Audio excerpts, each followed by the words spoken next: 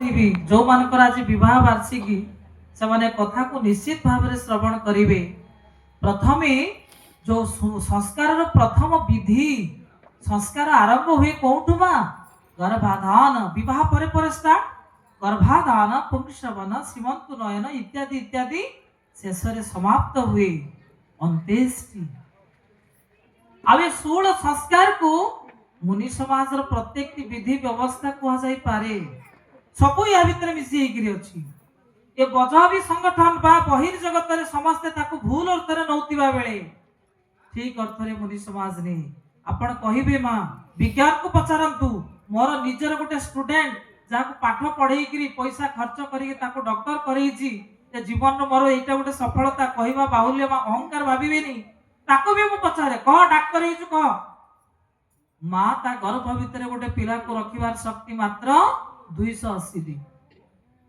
किंतु प्रत्येक व्यक्ति कहती तते 10 मास 10 दिन गर्भ रे धारण कली तुते मते एई उत्तर देलु मां ओ मां 10 मास 10 दिन रखिला गोटिए मास गर्भस्थ कराए किए बापा अब प्रथमे से बापा को बापा गर्भस्थ हुंती 1 मास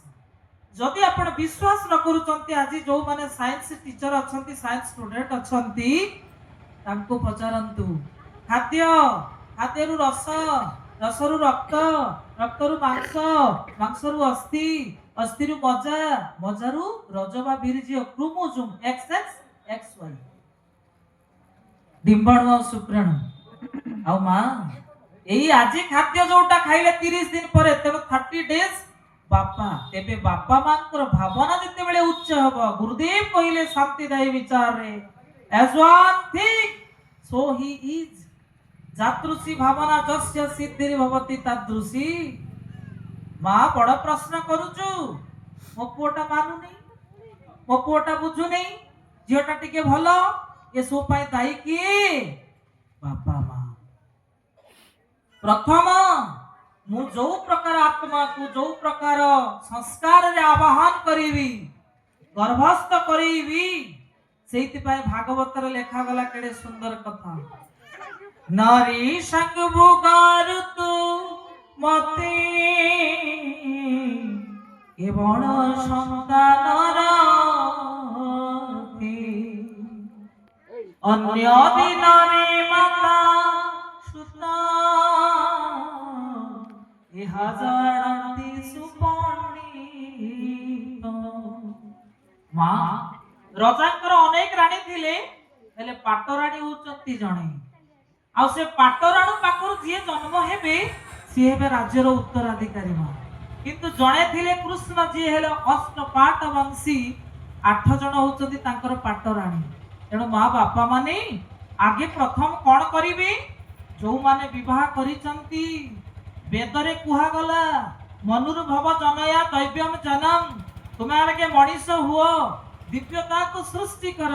प्रथमे हम भावना को उच्च करबा को पड़िबो प्रत्येक कंडीशन रे आपण देखिबे भावना मार भावना उच्च हबो बापार भावना उच्च हबो एटा म शेष कथा लास्ट कथा आपण को दी बंधु जीवन डायरी लेखंती आ अनेक दिन परे बसिकरी कथा होचंती सांगरे गोटे दिन रे विवाह कले तोर पुओटे हला मोर पुओटे हला एमिति अनेक कथा तो पुओटा चोर हेछि काहे की आ मो भाग्यवान मो पुओटा साधु हे जाईछि ए मां 25 वर्ष तळर जीवन डायरी खोला गला दी जण सेम प्रोफेशन जिते हमर बापा बसंती रघुनाथ सर मो बापा को ना होछि रघुनाथ मो बापा को नाम भी होची रघुनाथ आत्मा एटी बसंत रघुनाथ बाबा हमर से जेमिति टीचर थिले ती सांग टीचर आ देखिले जो दिन मां संतानटे गर्भस्थ हेची जीवन डायरी जो माने लेखंती तांकु पचारिबे अनेक लोक अछंती आ मां सेठी कोन हेची सकाळे सकाळे स्त्री कहूची जा पुओटा चोर हेची तमे भारी भलो भलो हेडमास्टर हेचो अरे एते सचोट हवा कोन दरकार स्कूल ले केते व्यवस्था अछि आ पड़िसा घरे देखो गहना गांठी रे छाई देछि ता स्त्री को तमे कोन करिछो भारी भाराक्रांत हेगिरी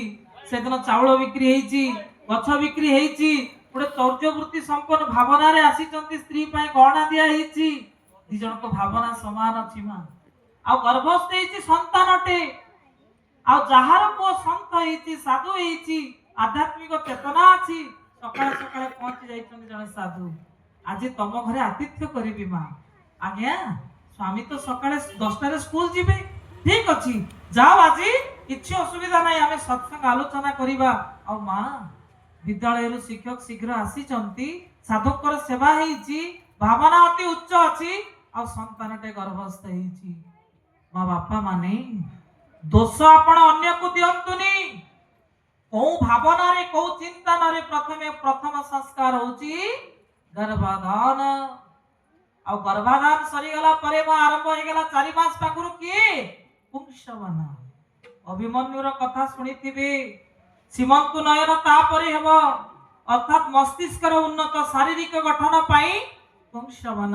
ଆଉ ମାନସିକ ଉନ୍ନତ ପାଇଁ ସୀମନ୍ତୁ ନୟନ ଯାହାକୁ କୁହାଯାଏ ସ୍ୱାଦ ଭକ୍ଷଣ ଏ ମୋର ମା ବାପା ଭାଇ ଭଉଣୀ ଏ ପରିବାରର ସମସ୍ତଙ୍କୁ ଅନୁରୋଧ କରିବି ଏ ବିଶ୍ୱରେ ଯୋଉମାନେ ସମସ୍ତେ କଥାକୁ ଶୁଣୁଛନ୍ତି ତାଙ୍କୁ ଅନୁରୋଧ କରିବି ଆଜିଠାରୁ ଗୋଟିଏ ବ୍ରତ ପାଳନ କରିବେ ସେ ବ୍ରତ ହଉଛି ମୋର ଦର୍ଶନ ହି ପବିତ୍ର ମୋର ଶ୍ରବଣ ହି ପବିତ୍ର ମୋର ବଚନ ହି ପବିତ୍ର ମୋର ଚିନ୍ତନ ହି ପବିତ୍ର ପ୍ରିୟ ବୁଝାମାନ ତୁ ବୁଝିଲେ ଥରେ ପ୍ରିୟ ବୁଝାମାନ তু বুঝিলে থরে এই জীবনটে পবিত্র জপ শিবহম ভজ শিবহম জপ শিবহম ভজ শিবহম মর করণ হে পবিত্র মর বচন হে পবিত্র মর কায়ু